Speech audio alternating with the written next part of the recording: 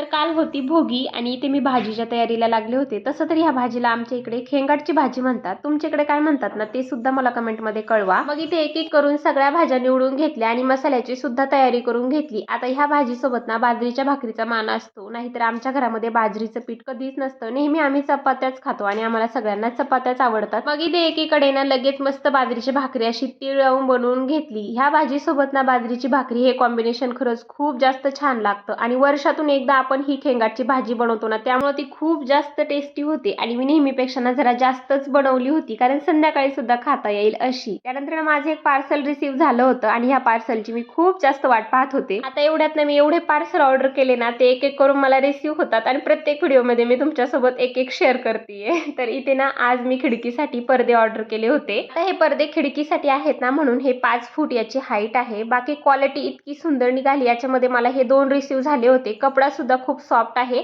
आणि मागच्या खिडकीमध्ये ना हे असं ऊन चमकतंय ना, त्यामुळे त्याच्यासाठी घेतले. बाकी तुम्हाला जर लिंक हवी असेल तर मला लिंक अशी कमेंट करा. चला आपण भेटू उद्याच्या व्हिडिओमध्ये. तोपर्यंत लाईक शेअर सबस्क्राईब करा. Bye bye.